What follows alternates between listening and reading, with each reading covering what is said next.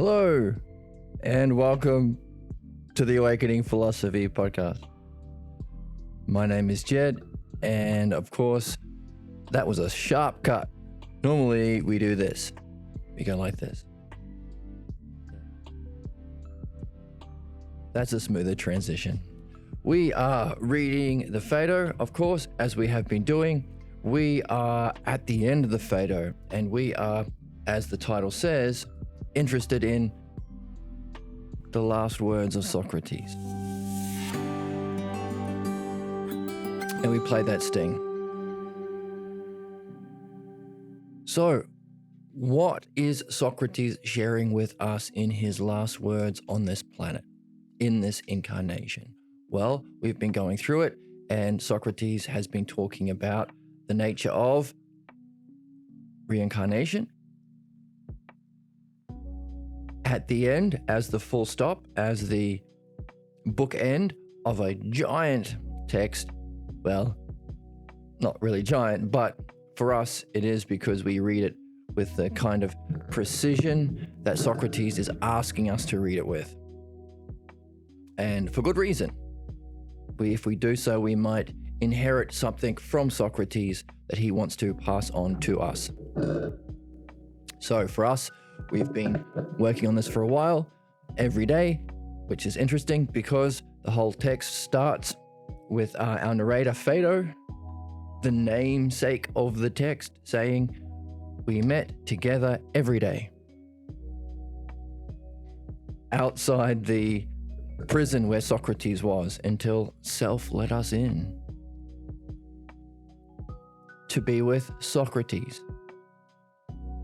Now, why did the text start that way?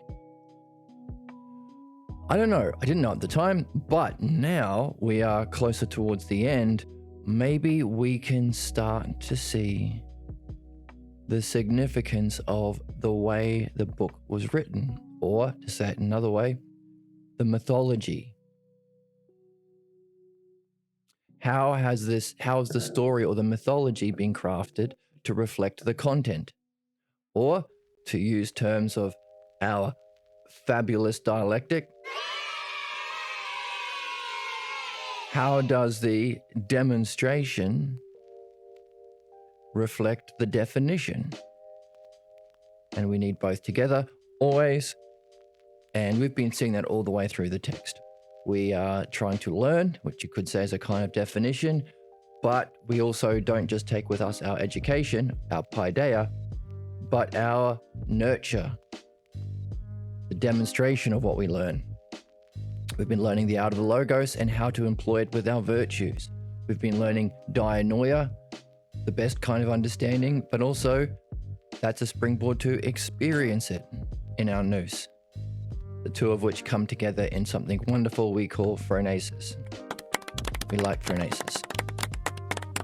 Being that which we trade our virtues in for, that which philosophy leads to. So you can say, well, our education leads to phronesis. So it is itself a kind of hyparxis. Hyparxis is one of the words that we've picked up in our reading. It means the fullest flowering, or the apex, or the top, where everything comes together. Socrates gave us that word. He says, there you go, you can have this. And why did he give it to us? Because it was needed to understand all of those ideas we have been learning about. The activity of philosophy is to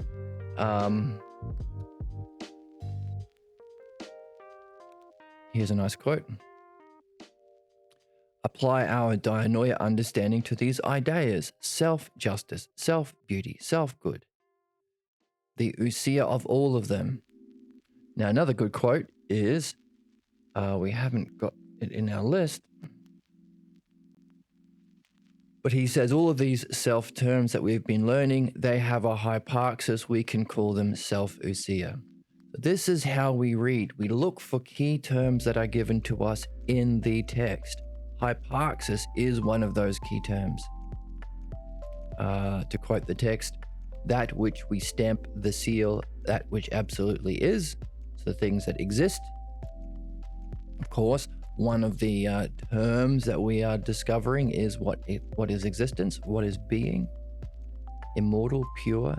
These are all terms that we're given in the text that we have to collect together. Now, some of them are going to be a collection. Pure, eternal, immortal, deathless.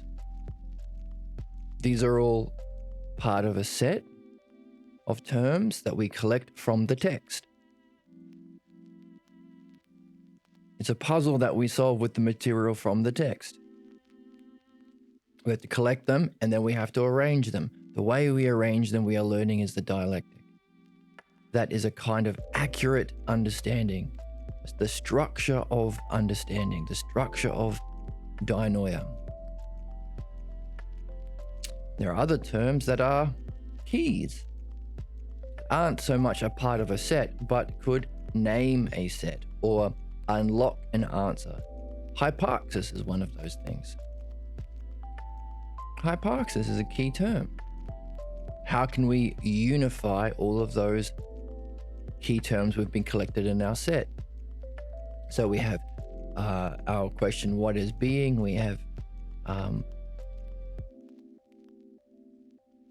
pure, eternal, immortal, deathless, a whole set of things from the text.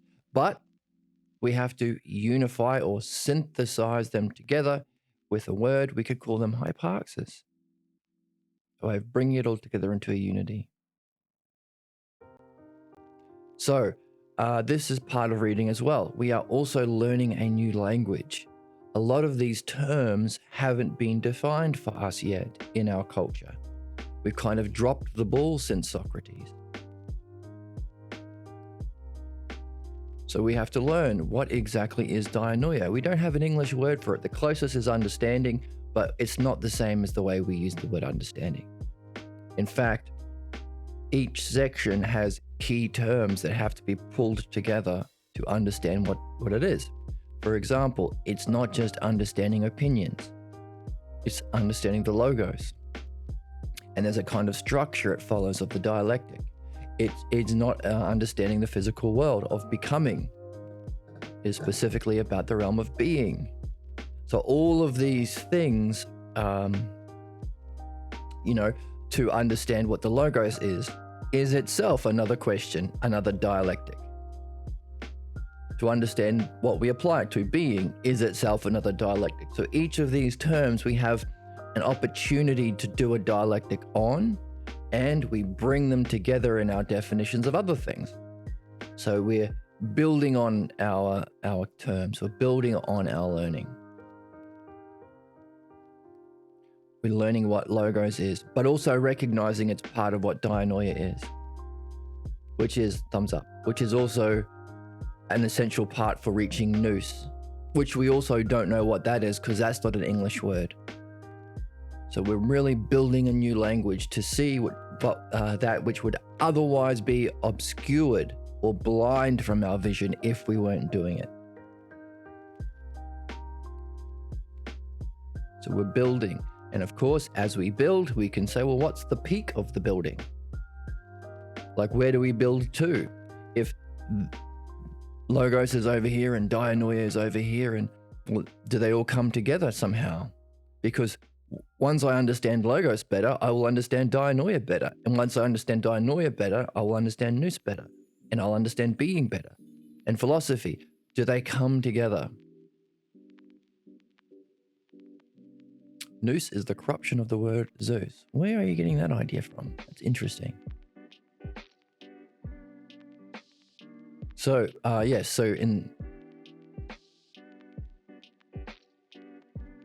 we can also, each of these terms which we're understanding, we can mythologize them. We can give a character.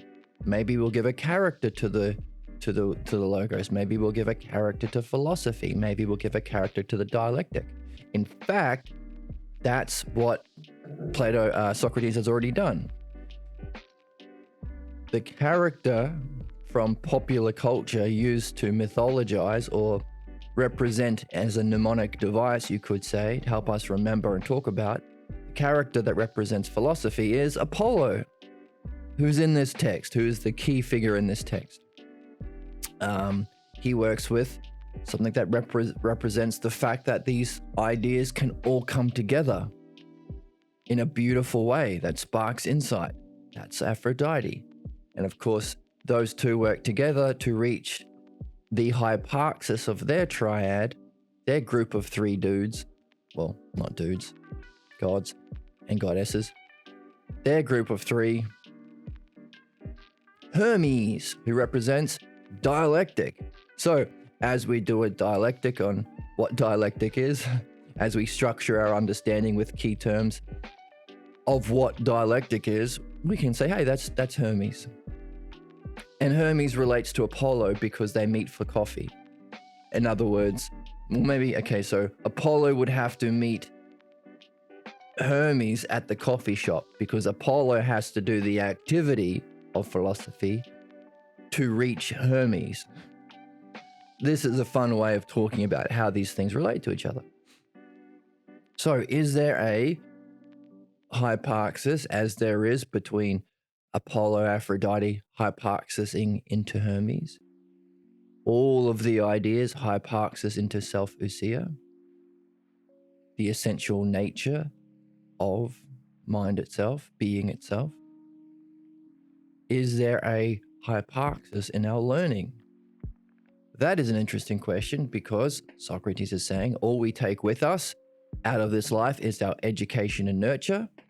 Education we're learning is this, the dialectic, or the art of the logos, we might call it. Hermes, and our nurture. Well, one important aspect to the art of the logos is to be able to recognize what kinds of logos, what kinds of conversations lead to our excellence. One way of doing that is to refer to your own state of phronesis, phronotinosia, phronesis and ousia, a state of self that is a kind of culmination or hyparxis in our learning of what the art of the logos is, what dialectic is, and our practice of it, our definition and demonstration. Because phronesis is also called the gold coin or the currency for which we trade all our virtues in for which we trade them in for. That we trade them in for. The virtues aren't worth anything unless you can trade them in for phronesis. That was from the text. So this is what we're learning. And of course, this phronesis, which seems to be a hyparxis of learning and nurture, the art of the logos or dialectic, and the virtues, the two things that we can take with us. Therefore, if we're here for something, it's probably going to be to do that. And of course, we're talking about incarnation, what will happen if we don't do it. So we can take these two into a hyparxis. There's our triad of phronesis. But also, phronesis is in a triad with our philomathesis, our love of learning. If you're interested in learning more than you're interested in riches and fame, then you can maybe start to learn about the cause of things in this physical world that we see through our physical senses. Why are things the way they are? Then you can transition into philosophia, love of wisdom, wisdom being the virtue of that part, so if you're a lover of learning, you're interested in this part of the soul, not our desires, which we mythologize with our belly, not our outward seeking, which seeks fame and honor, which we mythologize as our heart. Your love of your reasoning and planning and thinking.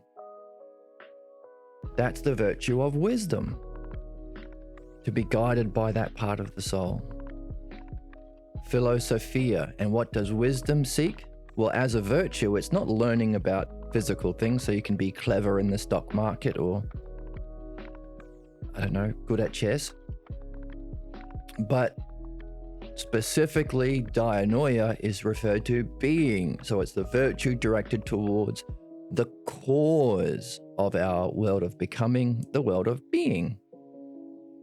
Philosophia, the second search for causes, Socrates calls it. He was disappointed or let down by teachers of his day who were only interested in physical explanations, what we would call today Aristotelian causes. There's a list: the material cause, the efficient cause, the effective cause, the what's the other one? The model cause, blueprint. Thumbs down for Aristotle. There's a set of Aristotelian, which we can get into, which actually might be worth getting into sometime soon, because Socrates is saying it's not that the physical causes are not causes, they're just lower in the hierarchy. That's part of learning too. Thumbs down for those physical causes. Thumbs up for hierarchically arranging physical causes or anything in a list leading to the hyparxis. What's the top of the list? If we have physical causes, we have causes in mind. Our mind must have to look to something, some paradigm to judge. And it has to be doing all that for a reason that began this whole process. And maybe that beginning of the process is our goal. You start to build a house so you can have a place to live in. That's the first cause. But then you know that the house is completed when you have a place to live in. It's the final cause.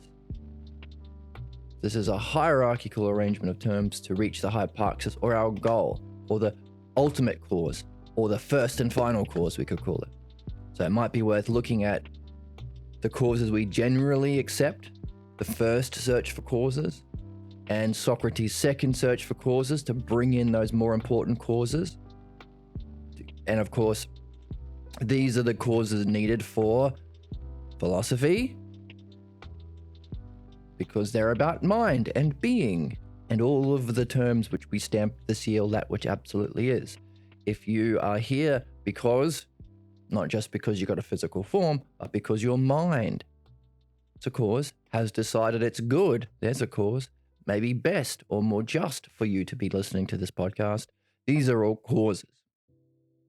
And these are all in the realm of philosophy. So, lover of learning, second search for causes, takes us to mind, brings us to philosophy. Another word for philosophy, maybe even better word, is philodianoia,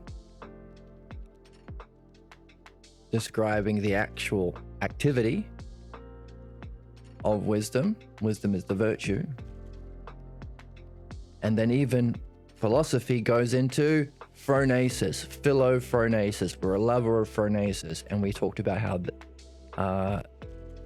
just as Apollo and Aphrodite meet up and team up to reach Hermes, philosophy, our reading in philosophy, finding the key terms, reading the text together, and the love and of how it comes together meaningfully and beautifully. That's Aphrodite. They meet up.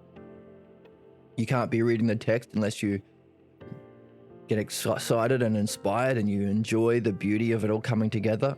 And it has to be a principle in reality that things can come together into greater wholes.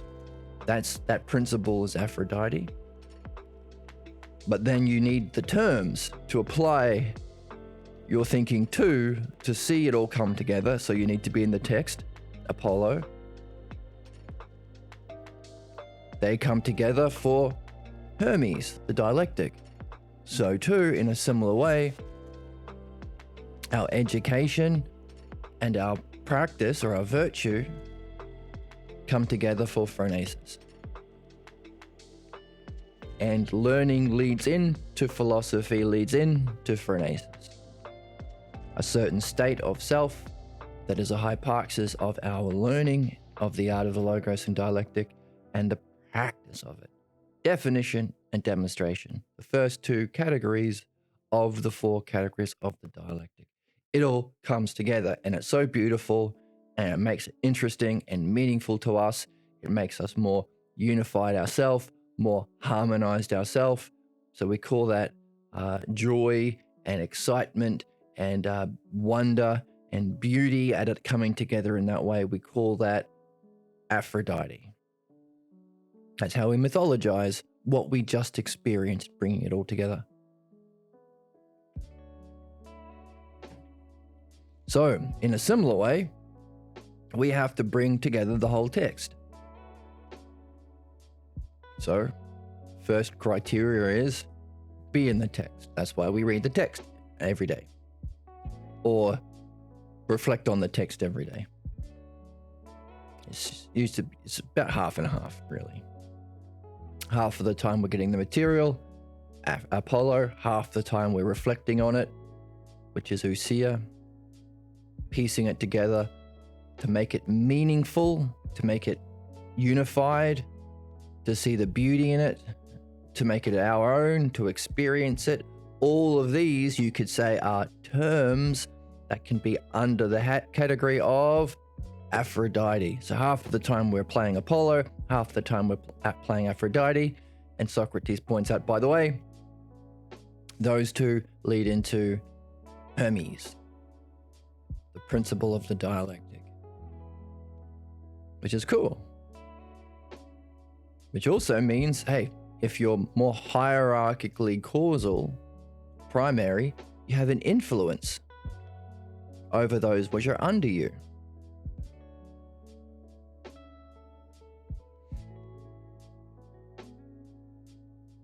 So if there are physical causes for you being here, there's your physical toes, your physical knees, your physical eyes. Well, if mind is a more primary cause, your mind will influence all of them.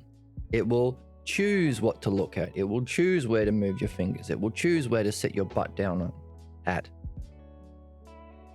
So if the hyparxis of Aphrodite and Apollo is Hermes, then Hermes must have a influence.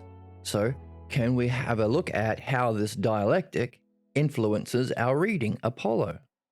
Can we look at how the dialectic influences the beauty of bringing it together into a unity that makes it meaningful and our own and inspiring? So that's the interesting thing. Up and down. We can say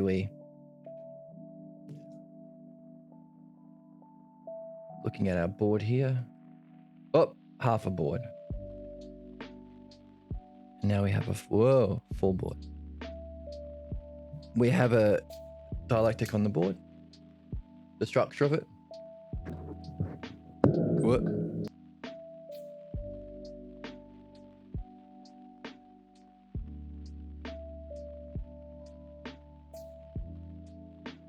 Okay, in one way, the first category definition unfolds because that's what demonstrates itself.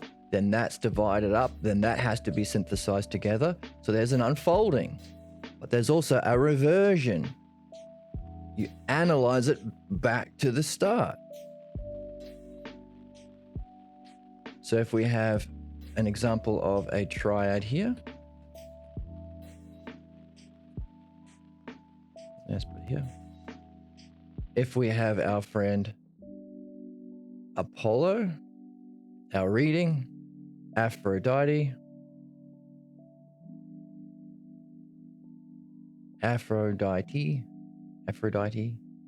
and they come together to Hermes, that represents the dialectic. You can say in one sense, these two come together to form a dyad or a pair. That's a pattern. And then if they work together, they can reach their hyparxis, the top of the pyramid, hyparxis.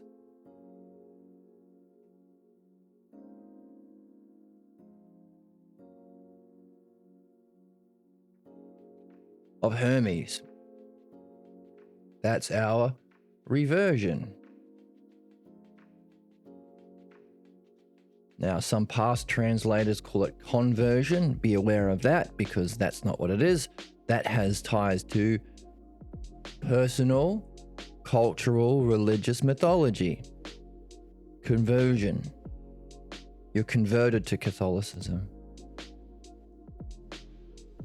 Now, this is important because our task involves purification and perfection.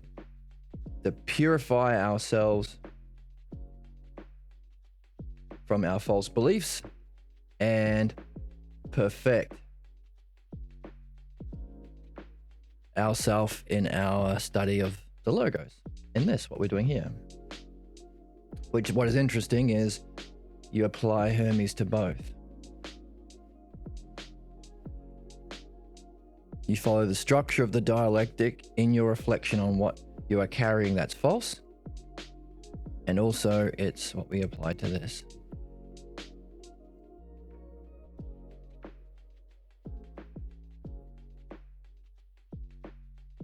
APH, AP equals H.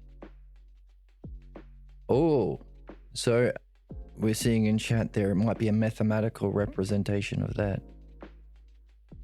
Apollo plus Aphrodite equals H. A plus B equals C. Ah, right. Like the Pythagorean.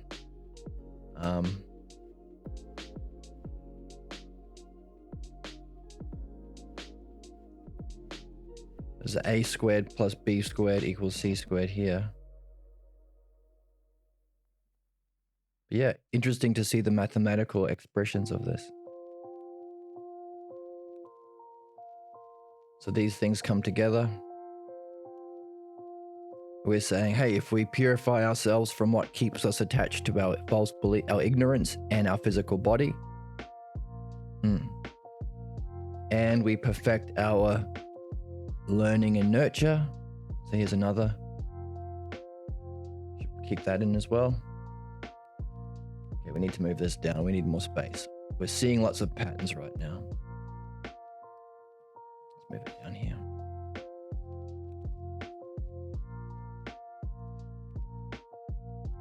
So another pattern we're seeing is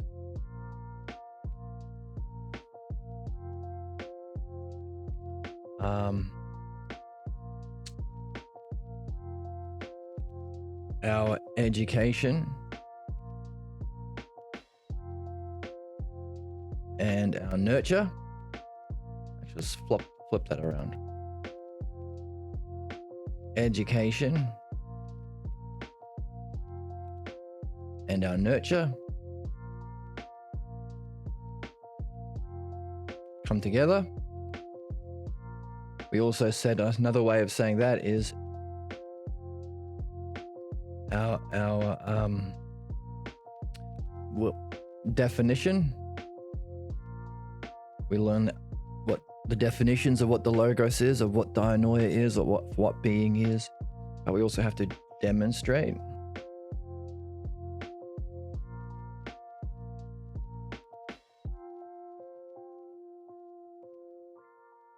And of course, definition and demonstration are here.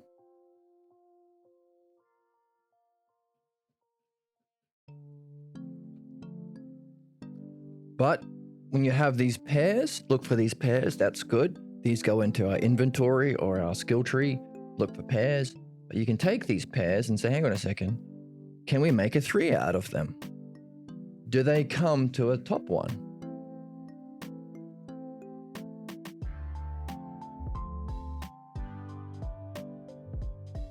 Use blocks in the area outside the triangle. Right side. Oh, right, yes. So you can create a block here, a block here, and a block here. So the size of A plus B equals the size of C.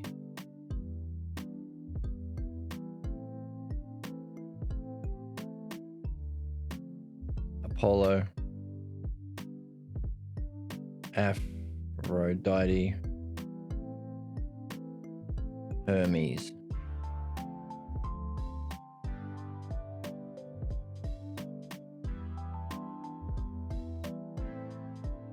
So take your pairs and then can you turn them into a 3? Our nurture and our education lead us to phronesis, a certain state of the self that we trade our virtues in for, and also we have to reach the experience of it. We have to go through dianoia, which is our education. The dianoia, we can even say dianoia, zoom in here.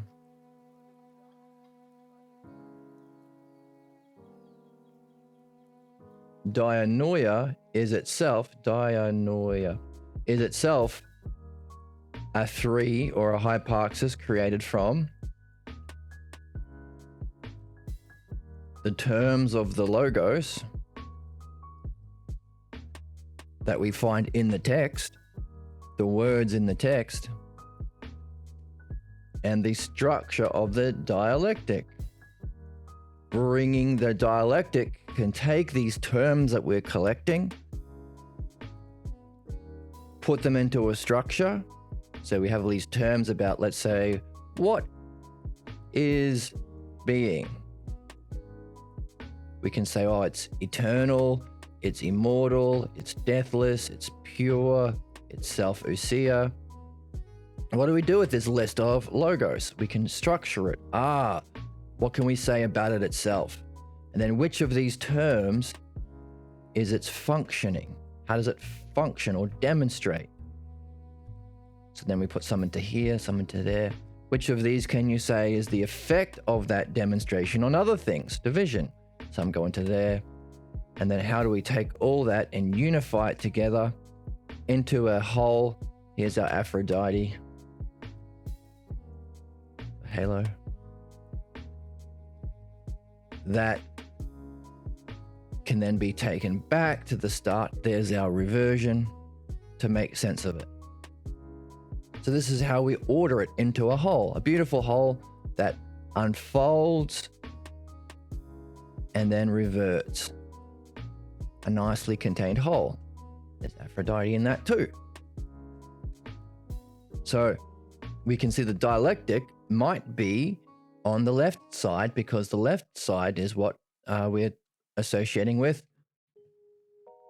Aphrodite. Where's Aphrodite? Here we are. See? She's on the left. The terms and the wholeness. So we can use this one to understand this one. That's the fun thing. Because once you have all of these duads, then you can relate them to each other. Oh, interesting. Interesting. So our nurture is kind of like Aphrodite. It's a kind of purification. It's a kind of demonstrating of what we define. Well, if our demonstration is what we define, then our nurture has to be an action of our virtue. So we're playing with putting them together to rub these two different things together to create new insights and understanding.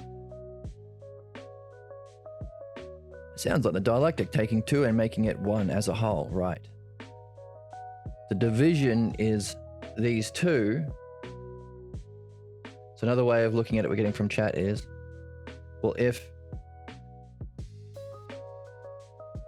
this is definition and demonstration, you could say that they're both divisions, which means we've got one more. Maybe the hyparxis is the way of synthesizing them together. So this could be the synthesis, which will then allow us to analyze. So there's our reversion through synthesis, but also it allows us to understand, analysis, the other things better. So if we realize that, then can we understand Apollo and Aphrodite better with Hermes? So we got our reversion over here. And then our emanation. Both of which is the final stage of the dialectic. One is a synthesis, one is an analysis. There's two parts.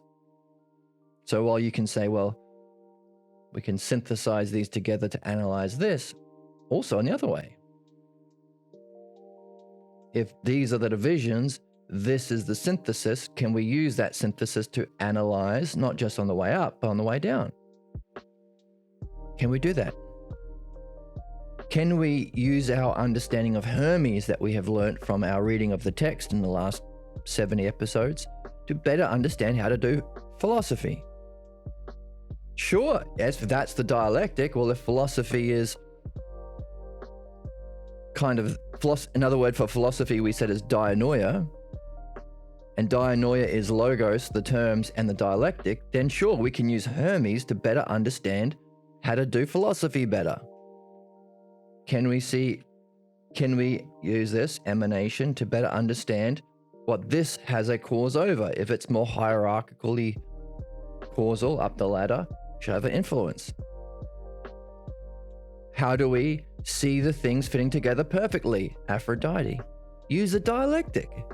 Use the dialectic to better appreciate the beauty of reality, the beauty of the text. Piece together as a whole. Everything might be the dialectic. We're using the dialectic to understand the text too. So we're asking in the text, how is this last section a reflection of synthesis analysis?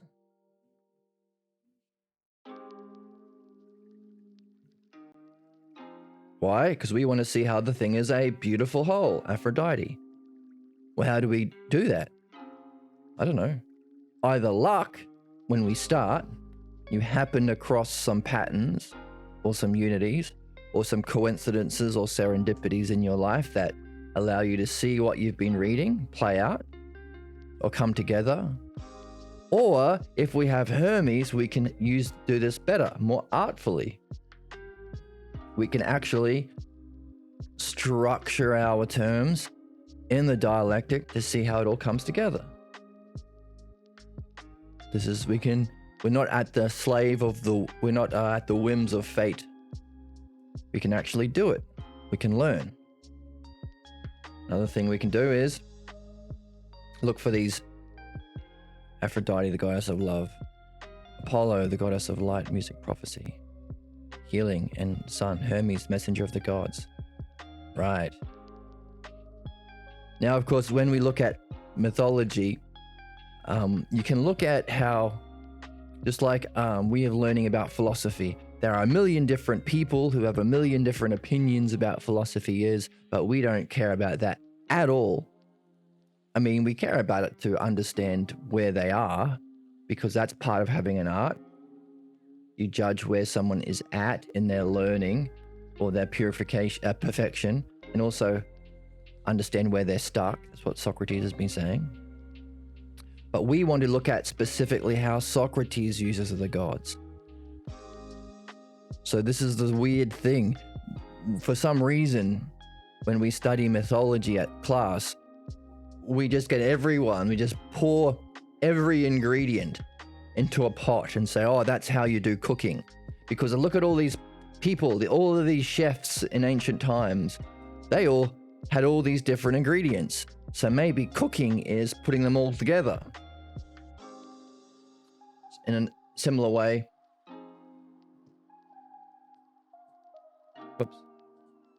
when we study mythology, we have all of these people who have different stories about Zeus and Hermes. But they're not all using mythology rightly. They could just be making up silly stories or expressing their own personal ignorance. Just like if we were to understand philosophy, do you want to take the million different definitions of philosophy, put them into a big pot and say that's what philosophy is?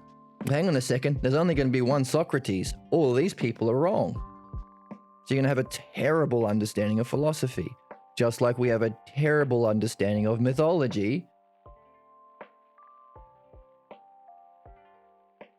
because most people are wrong. Socrates instead used the cultural mythology of the day. Just like he's saying in the Phaedo, I'm not much of a myth maker, so I'm going to use the myths that already exist of Aesop, and I am going to arrange it differently to communicate the truth. Now, he's talking about Aesop, but we know also he's giving us a hint. This is also, he says that that's called mythology, that's mythologizing. So if he's saying that's what he's doing with Aesop, but actually he's about to die, so when is he going to do it? Maybe he's already done this with his gods. So in the Phaedo, he's saying, hey, I'm going to define as precisely and mythologize, but I'm not much of a myth maker, so I'm going to use Aesop's fables. That's a clue. Because it's not literal. He's about to die. Like, he's going to die that evening. So when is he going to do it? Or maybe, okay, what do we do to answer the questions? We drop the particulars. What's another cultural set of stories like Aesop that Socrates is using differently from Aesop to instead talk about the truth? The gods.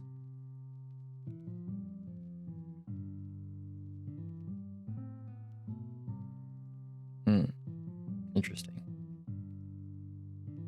So, we can play too. Like in the chat, we can say, okay, so Socrates, and so we're saying, at school they learn this.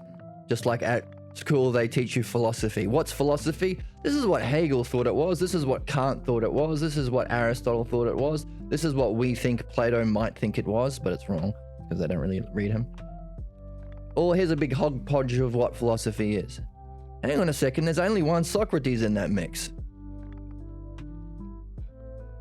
If a doctor went out to the waiting room and says, hey, what is medicine?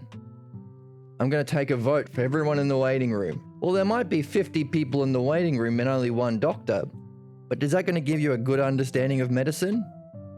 No.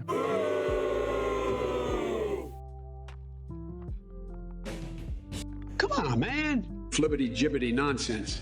That would be flibbity-gibbity nonsense. In fact, this way of thinking we can mythologize as Sebe's way of thinking. Sebe says, I trust you, Socrates, because most everyone would agree to that. That's a Sebe's way of thinking. Then Simmias comes along and says, hang on a second, I have little faith in the frailty or the stupidity of humanity, so I don't care what the many think. So Simmias instead looks for what's true. Simmias' way of thinking. So we have two different types of people that we can mythologize as two way of thinking. Who are you, the sort of Sebe's person? You're going to go along with the hodgepodge, the ignorance of the many? Or are you a Simmias? Are you going to understand the truth for yourself with the dialectic to move from trust to dianoia, from loving learning? Oh, by the way, loving learning, even loving learning isn't trusting the many. You can start that way, but Socrates realized, hang on a second, the many teachers I had are having a rubbish understanding of causes. It's all physical for these dudes. So Socrates had to carve out his own little dot. And then he went on to say, hey, if we start by loving learning is not trusting the hoi polloi, it's trusting this doctrine that I'm laying out for you. Just like if you're a mechanic and you had an apprentice, you won't say, hey, don't go and create a poll on the street about where to put the spark plug. Trust me for good reasons. Not because I'm your dad or your mum, not because you were brought up in my religion and I wear a funny hat, so you have to believe me on faith. No. There has to be reasons for trusting your mechanic if you're an apprentice, and there has to be reasons for trusting Socrates if we are learning. Also, never trust someone who says stay at trust. Always follow people, have as a prerequisite people who say, don't stay at trust, understand it for yourself. Otherwise, they are conning you. Socrates says you start at trust of this is loving of learning, or philomathesis. This is our repetition, as we said at the start.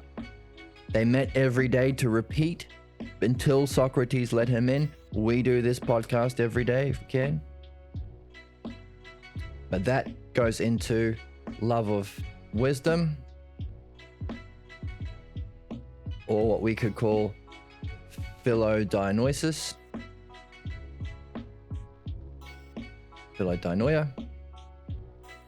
And that goes into philophrenesis.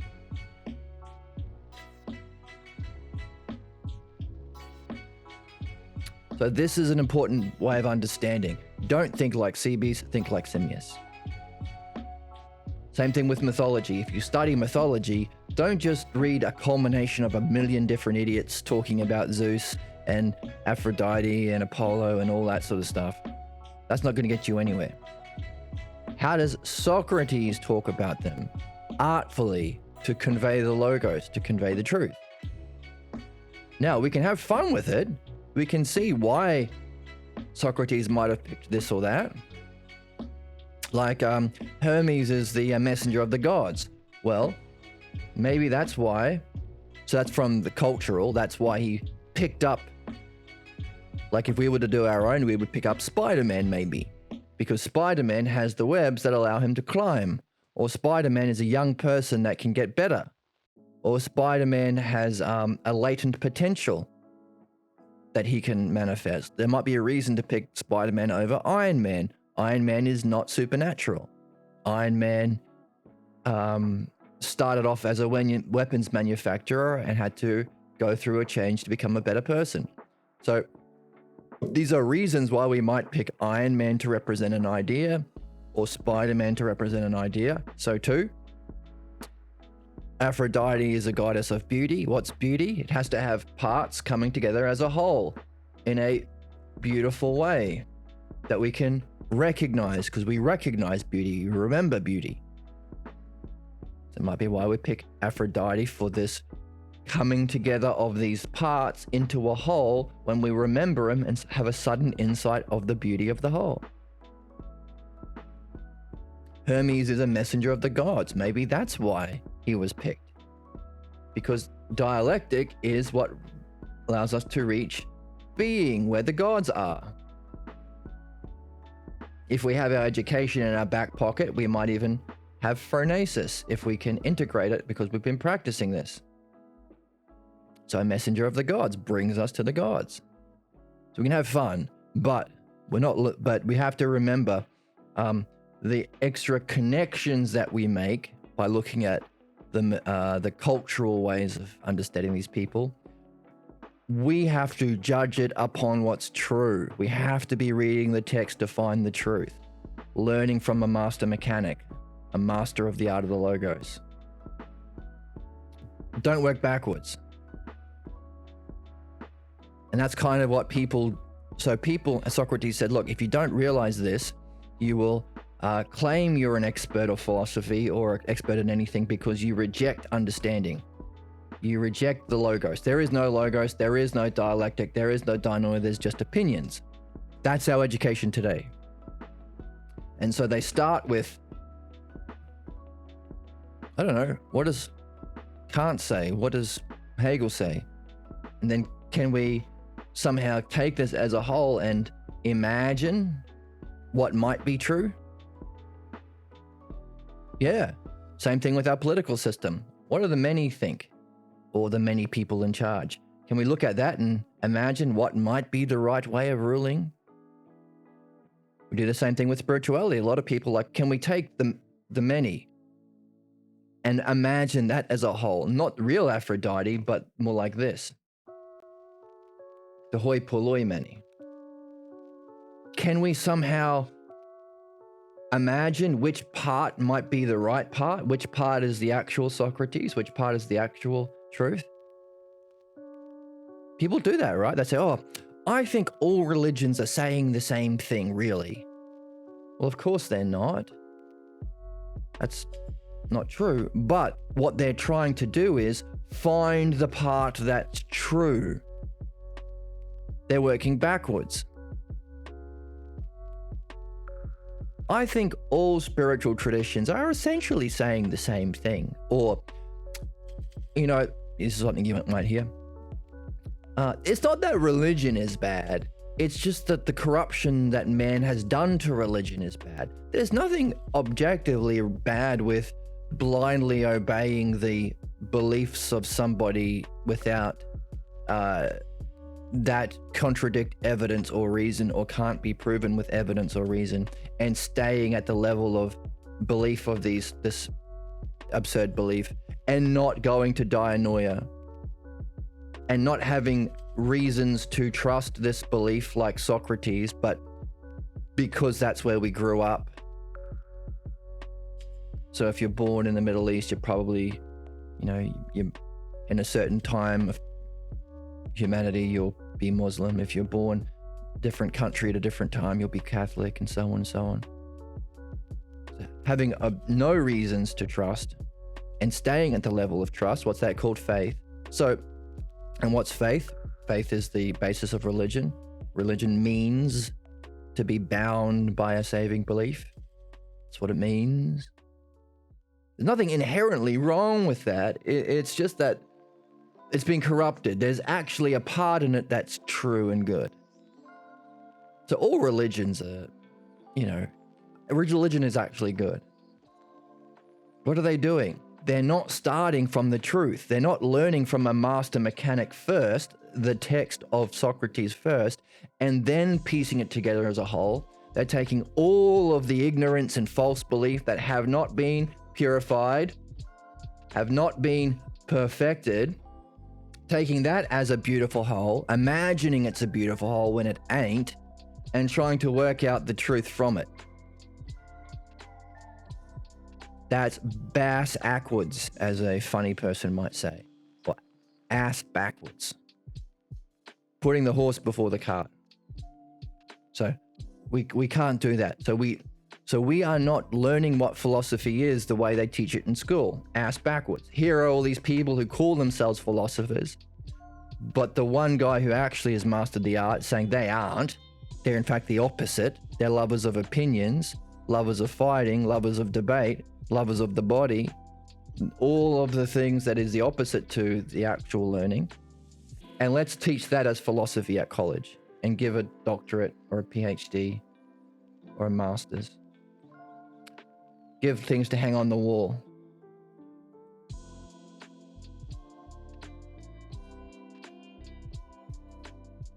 PhD.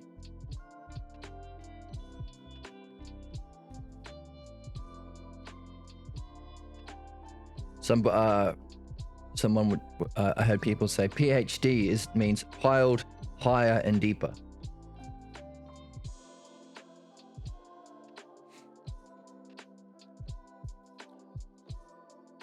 So most myths start with one force. Out of it, some myths start. Right, so this is one way of looking at all of the myths and saying, can we figure out what might be true in it? Well, another way of going is the other direction. Start with what's true and can we mythologize it? This is also, like you might recognize some patterns, but you won't necessarily get to the truth. Similarly, who's the guy? Joseph Campbell looked at a lot of different mythologies, left some out, ignored some, but came up with a general whole, and he called that the hero's journey. But he was asked by someone, hey, why are you ignoring the mythology of Socrates? He didn't answer. Why? Because we have problems. If our job is to purify ourselves towards the truth or destiny and perfect ourselves from our ignorance, someone who's not in this game will only be able to reach a certain level until their problem steps up here and stops them. So when Joseph Campbell was asked, why aren't you going further to not just study the hoi polloi mythology, but study the true way of using mythology, Socrates, his response was, run away. And of course it is. The reason why our fate or our problems are because they stop our development. That's what makes them a problem. Also, another quality that makes them a problem is it's cyclical, it's predictable, it's repeating, so on and so on. It follows the shadow.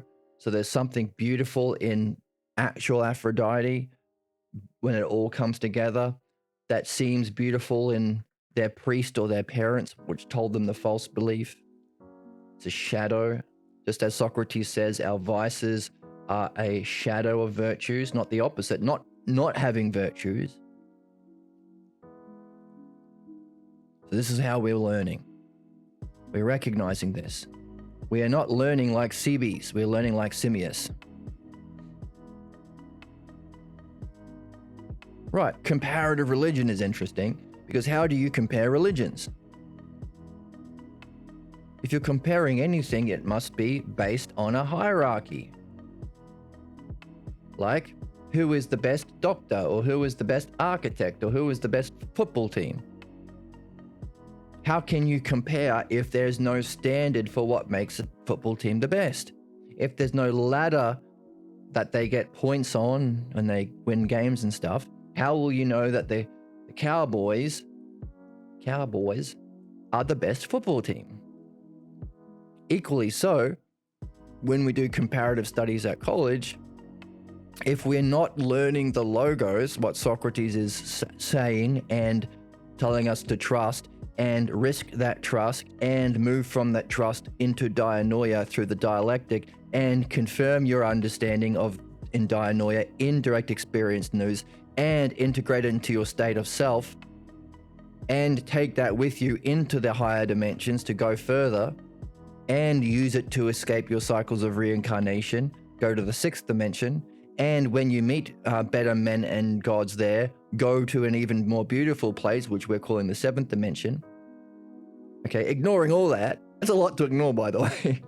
Starting in the 3rd dimension, going to the 4th, understanding the 5th, going beyond to the 6th, reaching the going even further to the 7th, ignoring all that, staying only in the 3rd dimensional world, and not even looking at the 3rd dimensional world properly, but this way, looking at the Cebes way, looking at the hoi polloi,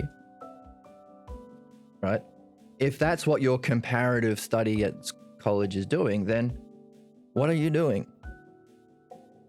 You are miring yourself in ignorance because you are lacking a paradigm. One of the key things we're seeing is there has to be a paradigm. For there to be an art, there has to be a model. If there's no model of a healthy body, how can you do medicine? If you say, oh, for me, it's my personal opinion, or I've looked at all the different models of medicine over history, and there are people who say that the body is actually the devil, the body is cured with leeches, the body is the personification of sin. All of these different opinions about medicine, if we take them all together and call that medicine, we would get laughed out of our classroom. Because we realize that just because a lot of people happen to have ignorance doesn't make it true. We look for instead the paradigm or model, D-I-G-M, or model for what healthy bodies are at school. Doesn't matter if only one person has recognized it, if it's true, right? Doesn't matter if modern medicine is 1,000,000 times better than 1,000,000 years of evolution. Doesn't matter. What matters is the truth. So if this is needed to study mythology, if it's needed to study medicine, to be a mechanic, everything, we are seeing that a paradigm or model is a higher cause. It's a cause. You still have to have a physical body. That's still a cause for medicine. You still have to have, I don't know, to be able to talk to your patients.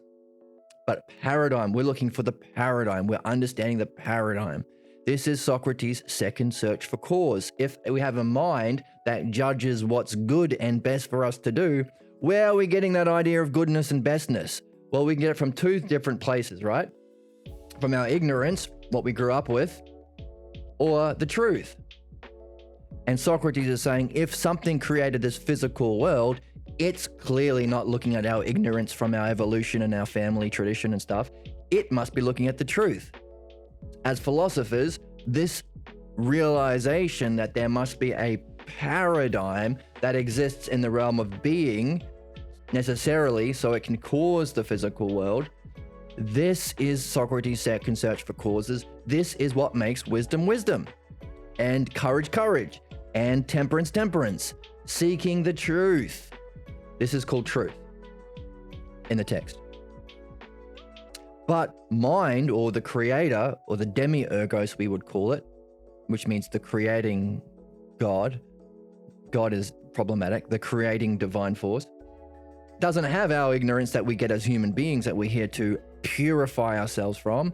So it must have some access, immediate access, maybe through likeness, maybe through its being of the paradigm. And that's what we're looking for, the paradigm. And if Socrates is a good teacher, just like a good mechanic, having an apprentice, he must be pointing to the paradigm. So we are looking for the paradigm, not to the ignorance or the hoi polloi or the many or comparative this or that or the many different philosophers. No. We want to understand why. And if we have the paradigm, then we can do comparative religion. In the text, if someone kills themselves at a young age due to non-stop bullying, do you think they go to hell because across many religions they believe if someone kills themselves, they're going to hell no matter what the scenario?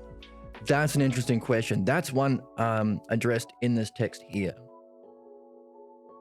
Socrates says we need to follow him to where he's going as fast as we can, but he says this doesn't mean suicide, because we are here for a reason. It's like, and we are servants of the gods. Like we have a greater master who knows more about us that we belong to. Like we are, like if your Roomba decided, I don't like being a Roomba anymore, and decided to kill itself, you'd be mad because, yeah, you don't get to decide, Roomba. Roomba's those mechanical vacuums that go around and automatically vacuum your house. That's what Socrates was saying. So, that's interesting, but the question is, where do they go? So, we don't want to look at the many ignorance from past religions, we want to know the truth. Because if you look to what religions are telling you, you are going to be trapped in ignorance. You ain't going to understand anything. Just like a doctor going out to his waiting room, asking his people in the audience, in the waiting room, hey, what do you think about medicine? He's not going to do good medicine. So we're not interested in religions unless we already have the art and we know the paradigm of the truth and we can judge the religions. Oh, this is where Muslims get on the ladder. And this is the Muslim problem. This is where Catholics get on the ladder. This is a Catholic problem. This is where Taoists get on the ladder. This is the Taoist problem. This is where Buddhists get on the ladder. This is the Buddhist problem. This is where Kashmir Sufis get on the ladder. This is the Kashmir Sufis problem. And so on and so on and so on. And it doesn't, hey, these are all people who admit there's a realm of being of some kind. You can also do the same for those who reject it. These are where Marxists get, and this is their Marxist problem. This is where capitalists get, and this is a capitalist problem. This is where, I don't know, pick and ists. This is the application of the art. So we're not looking to people's problems. And of course, religion is by definition in a problem because they are stuck at the level of belief. They don't have understanding. They don't have knowledge by definition. And they don't have the art, because anyone with an art, like a mechanic, wouldn't say, hey, just trust me, bro. He would say, these are the parts. These are how they fit together. Understand it for yourself. This is the method of understanding. And you need to have a way of demonstrating it to prove that what you've understood is true. None of that is in religion. In fact, all of these are being told it's impossible or bad, sinful, evil to do it. So they are in a huge, huge, huge problem. And our human history tells us the implications or the demonstration. So our history is a dialectic too. Our demonstration of what happens if we have or allow or tolerate this illness in society. Illness of the mind. To be trapped in a problem. Why? Because the division, the pages of human history are soaked in blood, injustice, tyranny. genocide, slavery, all these objectively, doesn't matter if your priest says, oh, well, I believe it's not bad, doesn't matter. Objectively unjust, wrong, avoidable things are the playing out of the demonstration of the definition of religion. Any problem. So we want to learn, well, what's the truth? What's the paradigm? And how do we use that paradigm artfully? Because, hey, you might be, if you're watching this, brought up in a religion that says, hey, all of this understanding talk is bad. Just be a slave to the priest. Well, then you're not going to learn. You are going to live in a certain kind of way that might cause terrible things in your afterlife, may get you trapped in Tartarus, or maybe the Aracusian fields and come back and forth. Maybe you come back as a bee and a donkey. You'll be trapped in a prison of reincarnation. And in your life, any goal that will require you to think for yourself and not blindly obey might be blocked. So you will have problems in your relationships, division. So we define the problem, we see how it demonstrates itself in the different divisions in your relationships and so on, in your job, in your career, even when you play games. So we are using this art or this paradigm of the structure relative to the paradigm of truth being the ultimate goal, where this structure actually has an existence for it to be in this world. We're learning the paradigm, and we can apply it to understanding why Joseph Campbell missed the mark, why religions missed the mark definitionally, why people who try and make decisions based on what a lot of people think missed the mark, like at school, or people who, I don't know, take a vote at what are all of our opinions about women. Okay, that must be true. Well, hang on a second. Go back 50 years. What did they say? Was that true? No, we know it's wrong. What about slavery? Well, most people thought slavery was good. Therefore, there must be something good about it. Wrong. We're understanding.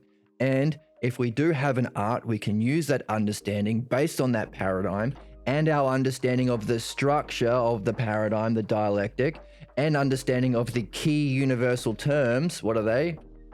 The logos. To use it to benefit. And that's what we're doing. We're not appealing to authority. We're not appealing to the many. We're not appealing to what some obscure text that has no good reasons to follow it or trust it. In reading this text, we're learning for ourselves the truth, how to understand it, how to experience it, and how to use that to benefit. That's what's needed in an art. And that requires work. So there's a good question you have. What happens when you die? And is there a hell? There are lots of ways of answering that. Let me give you my advice. Let me give you my opinions. Well, my priest said this. My dad says this. All of those are not going to benefit. You can answer that question. How?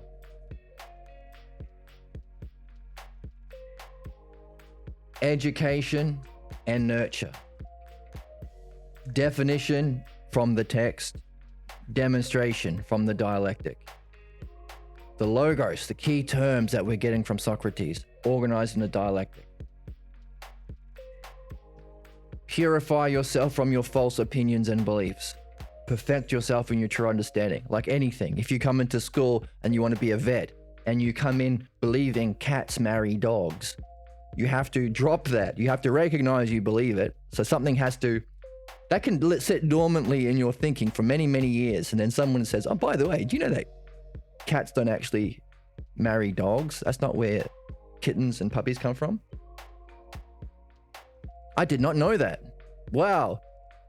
I was today years old where I realized I was carrying a false belief. So we have to be doing something, an interest, a desire, a motivation to perfect ourselves, become a vet, that will bring to light our false beliefs. I'm today years old when I realized cats don't marry dogs. But then you can be not have the virtues and be tied to your problems and say, well, no, my dad said that cats marry dogs and he's the best dad, and my mother was a saint, and my religion is the best religion, and my culture is the best culture, and my race is the right race, so I'm willing to kill and die for my ignorance. That is vice. That is the pages of injustice through human history. But if we have integrity, we want to learn, well, what should change our mind? How can we know or determine or judge or risk the true belief that something is false? How can we go through an understanding of its origin or its causes? How can we see its divisions playing out in our life? How can we look at what convinced us of its truth?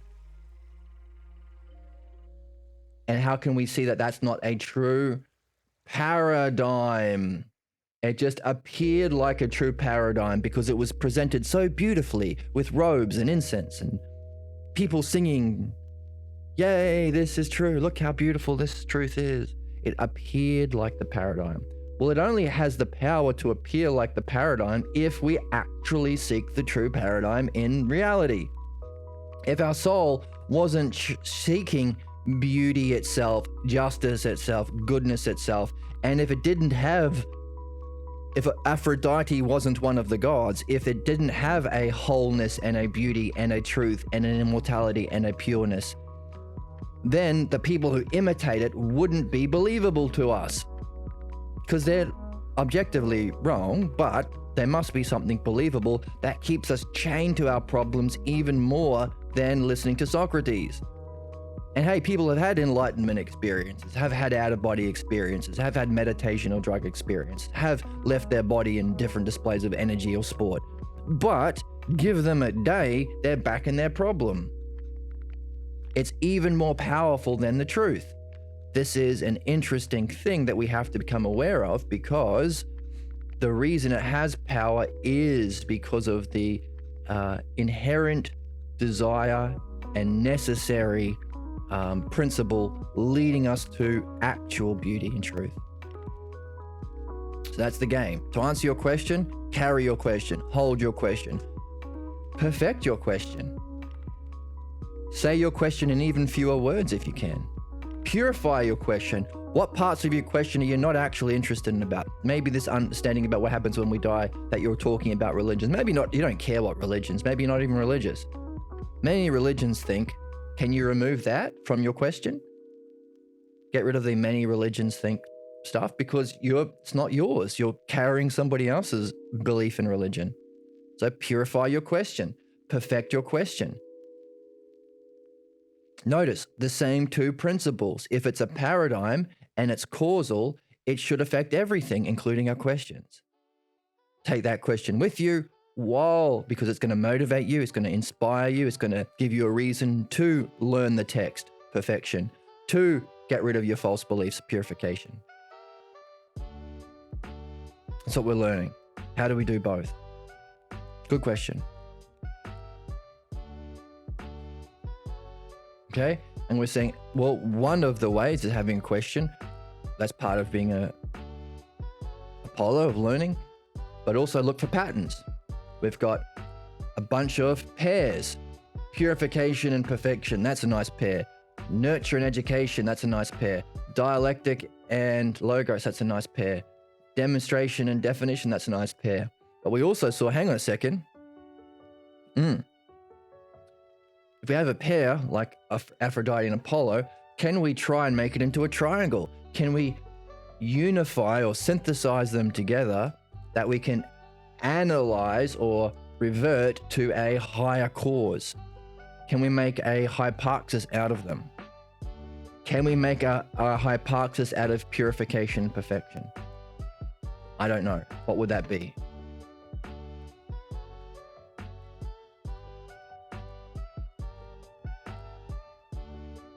Theories in chat.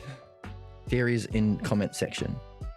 education and phronesis. Well, today we've been looking at this idea here. I think, well, hang on a second.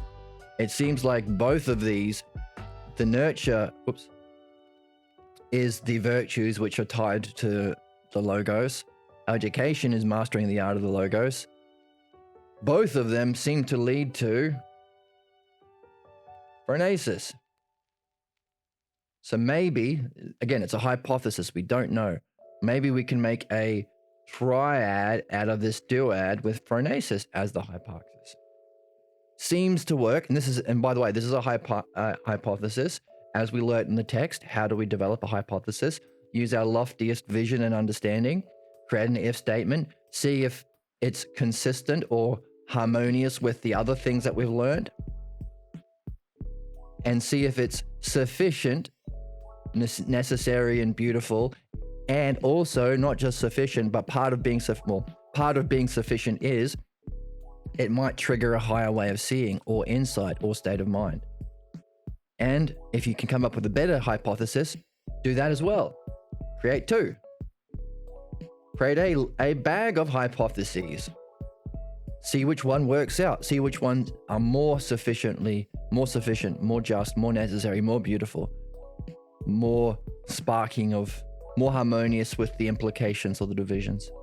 So we're creating hypothesis. So we're creating questions and we purify and perfect them. We're creating hypotheses, if statements, creating and perfecting them. And over here, we had logos and dialectic. That's a pair. We can create a triad because dianoia requires both. Demonstration and definition. Logos are the definitions we get from the text. How do we demonstrate it? We apply the dialectic to them. So this had a hypothesis. Can we create a hypothesis for this one? Can we turn demonstration and definition into a triad? I don't know. Maybe. What do you think? What would you put there? And hey, maybe you have 4 options. That's 4 ifs. Take all 4, put them in your sack, your inventory.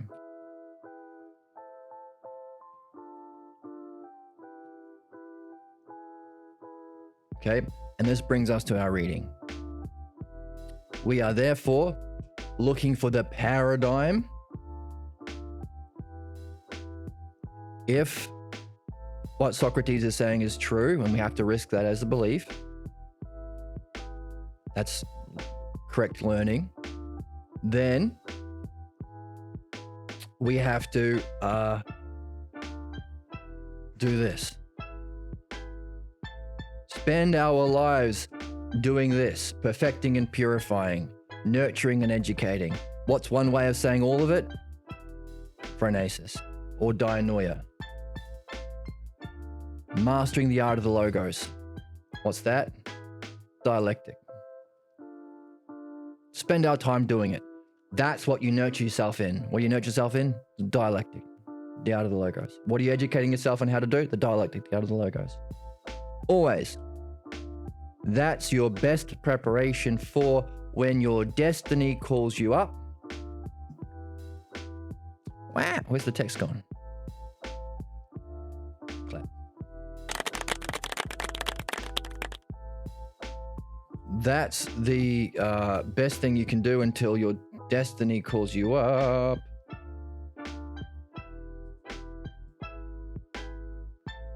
And if it's an art, there must be a paradigm.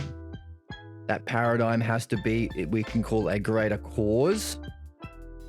There has to be an ideal that it's based on. There has to be an actual true thing. If there's no paradigm and anything goes, then you're a CB's thinker. Well, everyone thinks that women are like this in the 18th century. So that must be truth. Everyone thinks slavery is good. That must be truth. And there's no standard or paradigm to say what actually is good or true about women or slaves. This is a problem. That's not an art. If you walked into a hospital, I'm a doctor now, give me money. Wait a minute, why? Well, there's no actual paradigm for medicine. There's no actual model of the healthy body. And within that paradigm, there's no set of terms in a hierarchical order to rank health and different levels of illness. Cancer being worse than a cold, being worse than a sore toe. In other words, there's no structure of terms. What's that structure of terms? Dialectic. And no ideal. The two together being the paradigm. So I just give me money for being a doctor. Give me some scalpels and I'll get to work just cutting people open. Right? Hey, religious scammers. What do they say? There's no actual truth about reality. Or actually, maybe there is, but only I know it. And you can't believe it. There's no understandable dialectic. There's no understandable paradigm. Just trust. What, bro? Trust me, bro. Or most people reject even there is no ideal. There's no actual realm of being that's knowable and nous. So that's, of course, what's false, and that's ignorance and our problems. That's what we have to purify ourselves from. When we learn the art of the logos, when we're young, we don't. So when someone comes along and says, let me tell you about women, they all stink. Excuse me, Dad. Let me ask you questions about the paradigm and its parts. Mum's a woman. Do you hate her? What's the reasons for this? Or maybe you're imitating your own father in a history, blah, blah, blah, blah, blah. So we can use the paradigm to judge illnesses or what's false and true. So that's what we're looking for in our reading of the text. What's the paradigm? What's the ideal? And what's its parts? So that we can recognize it and its shadow. So if there's an ideal at the top of the ladder that informs the ladder, if there's a healthy body as a whole, you need that to understand a healthy arms, healthy elbows, healthy legs, healthy wiener, healthy toes. If I said toes, let's say toes now. All right. The healthiness of the parts are informed by the ideal of the whole. But to be a doctor, you have to recognize not just the whole, but also how it applies to the parts. So too, the shadow and its parts. What's the worst kind of illness you can have? And what's the various different, the problems that you can have within the parts. So we are doing that for the soul. The art of all arts, one might say. What is the ideal healthy soul? And one of the clues was, let's bring up the clue in the text. So now we're saying, well, what's another word for the ideal? Whoops. Well, one word we're given in the text is the word hyparxis. That's what we've been playing with today, hyparxis. Maybe that's a good title for today's episode. Hyparxis. What's the hyparxis of Apollo and Hermes? That's what we want. That's the ideal. So the ideal way of reading would be to read with the dialectic. Can we see the dialectic in the text? Can we see the dialectic used when Socrates was talking to Simmias? Can we see the dialectic used when Cebes was giving his definition of learning as remembering? And can we judge how well he did? How well did he demonstrate that, which is again the dialectic of the dialectic. How did he demonstrate in the conversation with Simmias? Give Cebes a grade. F. So we're looking for the hyparxis, the highest high on high. Absolutely. The hyparxis is what we're after. And that's what we've been playing with today. What's the hyparxis? What does our education and nurture lead to? What's our goal? This is important. The zenith, yes. If we're interested in enlightenment or personal development or the healthy soul or the meaning of life or doing what we're here to do, how do we know when we get there? If you want to go to Disneyland, how do you know when you've gotten there? You don't want to drive past Disneyland. You look for the big rat, right, with the ears. So too, what are we looking for? What's the hyparxis? What's the ideal? What's the paradigm that we're seeking? How do we know we have a healthy soul? And if it's an art, we should be able to use it to benefit ourselves. How do we use the understanding of the ideal and its understanding of its divisions to understand how to relate to ourselves artfully when we have problems? And secondarily, to our friends. How do we help them? If it's an art, you don't just apply it to yourself, you apply it to others if you can. So we're looking for the ideal, right?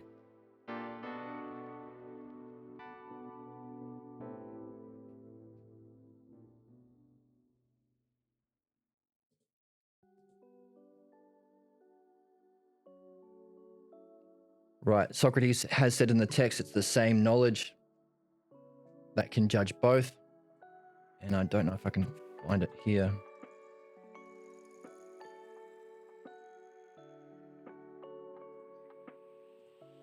Let's see.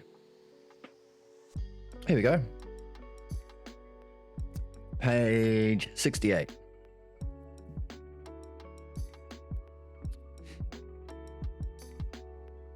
Okay. If the mind organized and ordered the cosmos, it has to be a higher cause.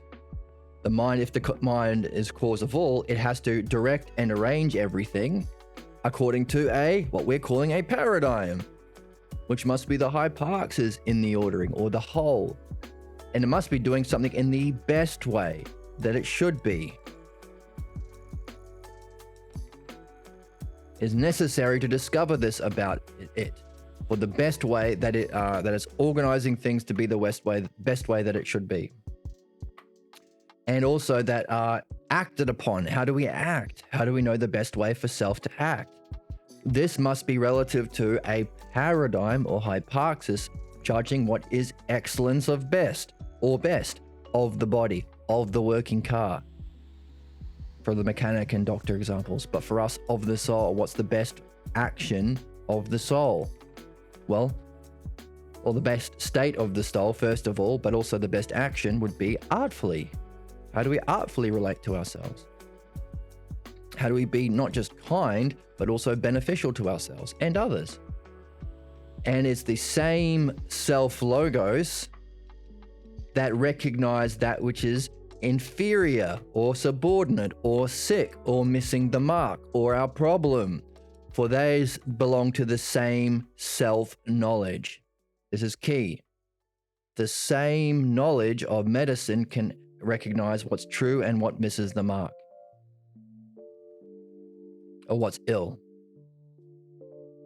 illness. So go back to Joseph Campbell. Hey, you've done some good collection of data in mythology. Great. But how will you know what is true and what misses the mark unless you get into Socrates' use of mythology, like the Phaedo?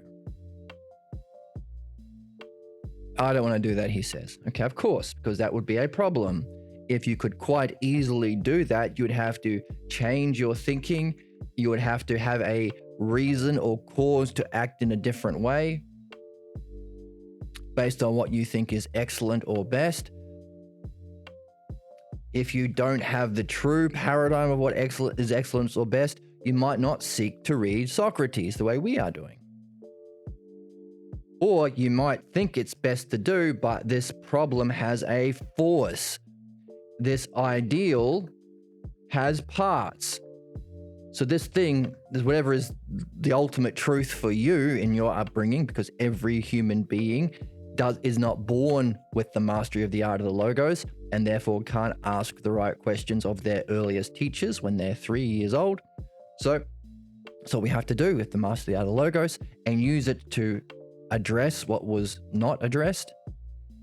So if he doesn't do that, because Joseph Campbell isn't getting into Socrates, then he won't be able to address the false paradigm. Again, a problem is a shadow of the ideal. The same self-knowledge and self-logos applies to both. So if it's the same self-knowledge and logos, or what's nous and deinoi together, art. Why? Because nous would be the ideal, the direct apprehension of the ideal of the wholes, that's nous, knowledge, and the parts is our understanding, our dianoia, the dialectic and the self-logos terms that we should take with us, which if you just have the experience of the ideal, like we're saying, give you a day or two, you might not understand it, and you haven't addressed your problem, so the force of this will pull you into your problem. So talk to that person who's had that experience. A week or two later, he's back in his old patterns again. This is one hypothesis to why Socrates calls this the only true spiritual tradition. Many are the staff bearers, but few are the true mystics. And that spiritual tradition is philosophy when practiced in the right way, says the text. Now, Joseph Campbell might not recognize his ideal, takes some work to reach that. It's a kind of ladder. By the way, our whole lives are moving towards that goal. Peter's principle, the philosophical Peter's principle. People seek positions in their life where they can play out their problem. But he might not recognize not only the ideal, but its parts. So he might actually recognize, yeah, gee, if this person, there's a reason why I'm having coffee with this person who's telling me to look at the mythology of Socrates. But this part here has an effect blocking me. So recognizing the pattern, recognizing the ideal, nous, that's what we've been learning about all the way through the text. What is being? Hopefully we've been doing a dialectic on it. And we do a dialectic on being recently? I think we've done about 3 or 4 as we go.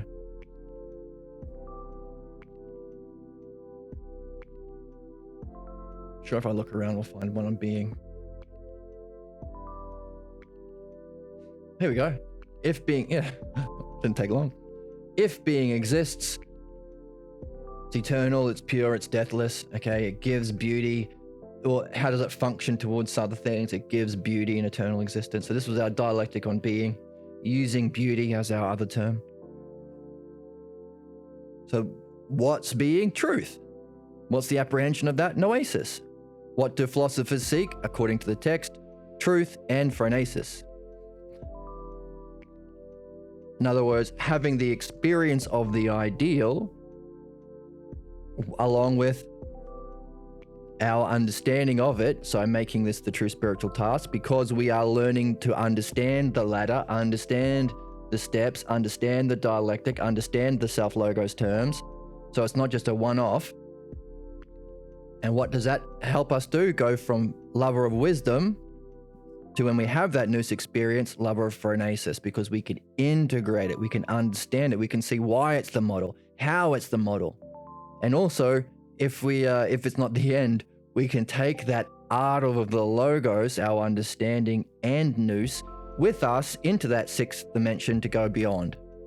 There's more games to play after. So those are the 2 things we're after. What are they? The ideal and its pattern. The ideal at the top and the terms that we have to see well, first of all, we have to pull out the terms. We have to arrange them in a hierarchical structure. When you do your first day of medical school, you learn an arm, you learn what a leg is, you learn what a toe is, but then that's not enough. You have to put it in its right order. Oh, but you have to also have an ideal that these seek to, but also that's the reversion. That's what we're doing. We're reverting home. We're going to our highest destiny. But it's also the cause. This ideal healthy body makes the healthy toe, the healthy arm, the healthy elbow.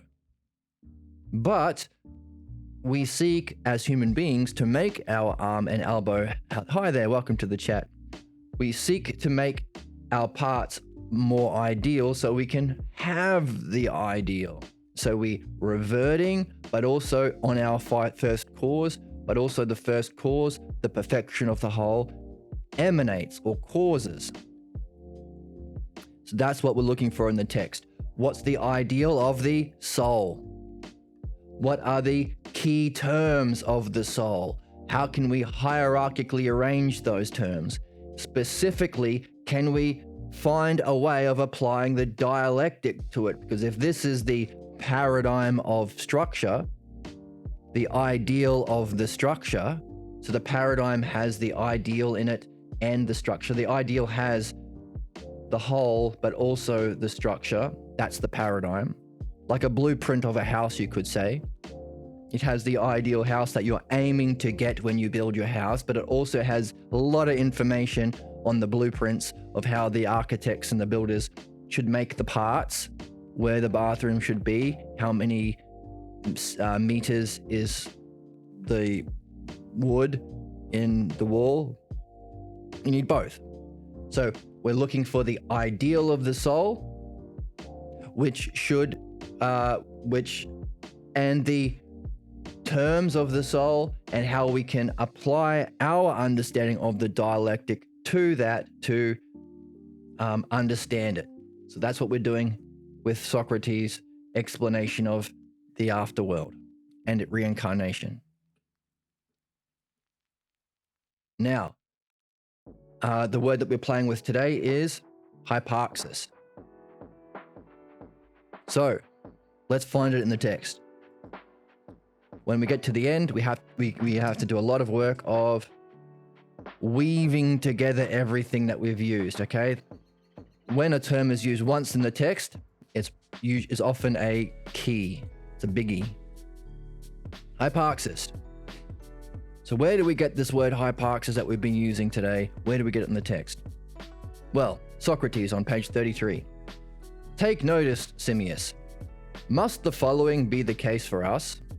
If what we are always repeating, not murmuring, repeating, that's, of course, he's already given us this. What's true love of learning? Repeating the truth.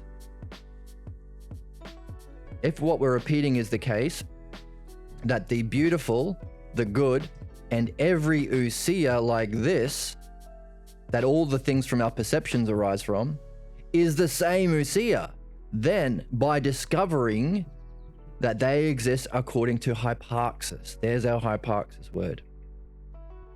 There's our hyparxis. There is an ideal, a fullest flowering, the top of the pyramid, the top of the ladder. But this also has to be for our soul. And it had to have been this way before our birth. Otherwise, how could this logos even be discussed? Drop that in. Didn't elaborate on it. What does that mean? He wants us to do the work and figure out what the heck that means. So now we are talking about the hyparxis. So he is describing the true earth. So in the text, Socrates is describing the true earth.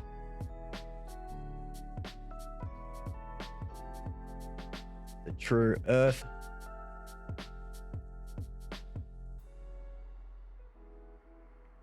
Which we can say might be a hyparxis, or the ideal, or another word for that is the paradigm.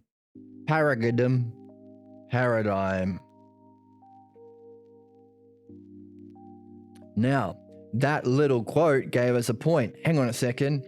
For us to be all learning, all of the things we learn about beauty, justice, they all exist according to a hyparxis we call self-ousia, that which we stamp the seal, that which absolutely is. I think we got that as a quote as well from another section.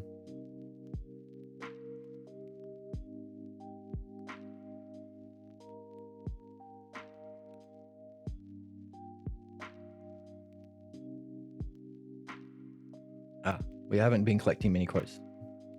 So, if this paradigm is the ideal of self-ousia, and for all those things we learn about to be learning through remembering them, even to be able to talk in this way, the logos has to exist in this paradigm for us to be even having this conversation. And therefore, if all learning is remembering, we had to have known this. Therefore, as he said, the same way must be about our soul. Our souls must also have a hyparxis, which was the same hyparxis for us to know these things so that we can learn them through remembering. So if we are giving a model of the true earth, which is a hyparxis, the hyparxis also relates to our soul. So we're not only getting a model for the realm of being, but a model for our soul. This is important because this will make our reading meaningful. We're not just learning about what happens to be for reincarnation like as a tourist. Oh, that's interesting. I guess I'm going to go there when I die. So what? So what? Nothing. So what? Because it's not only a paradigm for what reality is, it's a paradigm for our soul. So when we look for the ideal and the parts in the dialectical structure, we are learning the ideal for our soul, and it's through likeness that we make, so it's the lawful thing is through likeness. So we're making ourselves pure like purity itself. And that's how we prepare ourselves for being. Therefore, what we're going to be doing is what Socrates said we should be doing. This is how we prepare ourselves.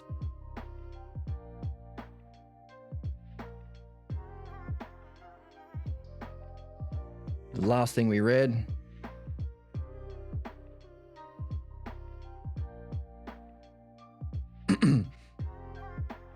This is how we prepare ourselves until our allotted destiny summons us. That's what we should be concerned about. This is what we should take pleasure in. So we're learning the paradigm, the ideal. And of course, therefore, we can create a list of causes and put this one quite up high on the list. Maybe we'll be doing that sometime soon. A list of causes and a list of the shadow causes. What would be the only physical set of causes? So Socrates' second search for causes we should do ourselves. What would we make the causes? And how can we use the reflection, the common causes, to help inform it? And how can we use the dialectic as the structure to help inform it? Actually, let's do that next time. That'll be a lot of fun. How can we discover the true set of causes that we have to seek to understand and direct ourselves, as well as the shadow, as well as the dialectic, seeing the dialectic in its structure? So we've got enough to work with now.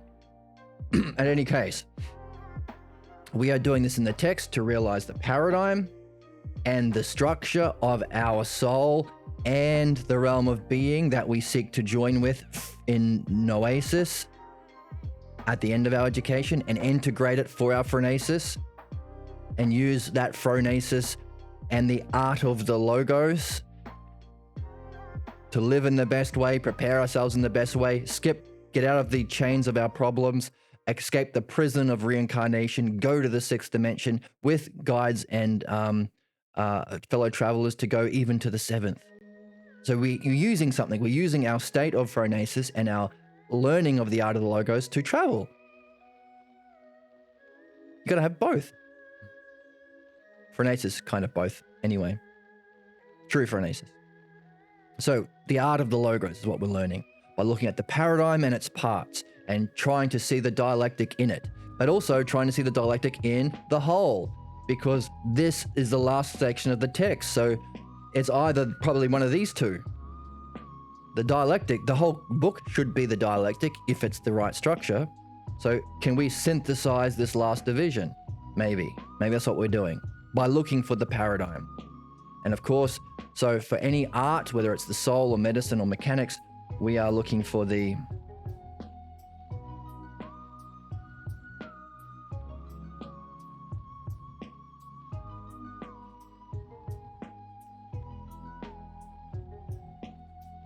only other time that we are seeing the word dialectic in the text, and again, as like hyparxis, it was dropped once, which is often an indication that it's the key that unlocks the whole gosh darn thing.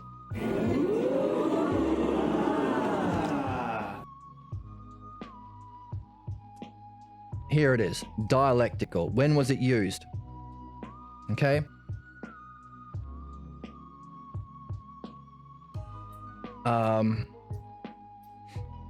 Our soul rules over the affections of the body that it is composed by. So this was the argument. Is our soul just a byproduct of our physical world? a physical body, or does it rule over our physical body? Of course, it's not the physical body. It rules over it, okay? It rules over the affections of the body which composes it, and so opposes nearly all of our physical desires. Doesn't our soul or our psyche oppose all of our base physical desires? All throughout our life, by mastering their ways, on the one hand, she corrects more harshly with the suffering that accompanies physical training and medical treatments. Yeah, you indulge too many cupcakes, your soul corrects your body harshly by saying, now we go to the gym every day. Or now we have to take this medical treatment because you've been living in a poor way. Other times she corrects more gently and uses threats. Okay, I'm not going to punish you with medicine and physical training, but if you eat that extra cupcake, we're going to go for a jog tomorrow. So more gently. But then at other times, the third kind, so we've got a hierarchy of, that's what we look for terms and hierarchically arranging them. We have a hierarchy of better ways of relating to yourself and your body. Advises by having a dialectical conversation with the desires and angers and fears, as if she was one resource talking to another. There's our drop. There's our truth bomb. Wow. Wow. Wow. Wow. Wow. Wow. Wow. Okay? Why is that important? Because first of all, we're relating to ourself. Yes, the art can be used the way Socrates is using it to help his friends. But Socrates said, look how I'm greedy for the logos, first of all, primarily for myself.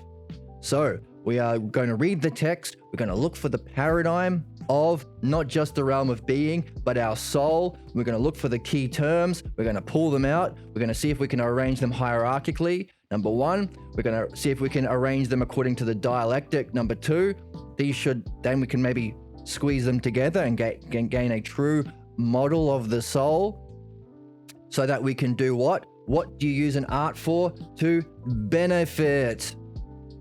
Fix the car, fix the body, help your patient. Ourselves. So, apply the dialectic. Why? Because the best way we can relate to ourselves as a ruler, an artful ruler or master of ourselves, is not just through harsh treatments, not just through threats, but through the dialectic. Can we be a dialectician with the art of the logos to our souls? That is what we're here to do. And that's how we prepare and await our call to our destiny.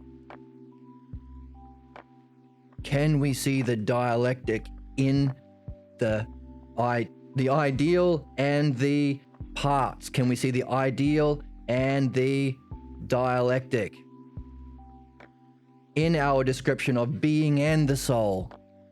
In the true earth, he said the true earth, it's like this. It's a metaphor for something. So we're learning about the ideal and the dialectical arrangement of its parts in being and the soul, so that we can artfully use it to benefit our soul, to reach it while we're here, jump into that sixth dimension, do the best kind of activity with better men and gods, the art of the logos, use it for our benefit in our journey. But so, and as we read today, benefit our healing, to heal our souls, to bring us into alignment or purification, and also learn a skill to take it for our excellence. If you go to the doctor, you have a healthy body, but you don't have the excellence of the body. So this is our perfection. So we jump into that sixth dimension in our lifetime, and then also when we die, so we can go on that greater journey to the seventh that Socrates, interestingly enough, isn't talking about for some reason right now. Maybe because he's waiting for us to get there and go along with him. That's what we're going to do next time. That's going to be a lot of fun. That's why it's meaningful. That's why it's a cause called a paradigm. That's what we can do next time. Maybe next time or the time after, we'll see, can we apply this to these causes? That's why it's meaningful. That's why it's what we're here to do. Always. That's virtue. And that's preparing and awaiting our call to destiny. On that bombshell and on that cliffhanger for what we're going to do next time, thank you so much for joining me. Thank you for joining me in chat. Thank you for the new chatters that came in today, asked the questions and said hello. You can find these videos on YouTube. Like and subscribe, share them with your friends if you think they might be interested. Feel free to join us live on YouTube and live on Twitch. Join my Twitch if you want to get notifications for when I'm going live. You can join the fun. You can find the text for free below. You can join the Discord if you like. If you have monies and you want to support this, you can support on Patreon. Thank you so much for joining me. Thank you so much for, hey, doing your purpose, mastering the art, being a fellow adventurer on the true art, the true journey, the true hero's journey, the love of, what are we going to call it? Love of dianoia, love of the dialectic, love of phronesis. I like love of dianoia, the art of dianoia. Thank you so much, and see you next time. And I play the music, and I wave, and I smile. Bye-bye.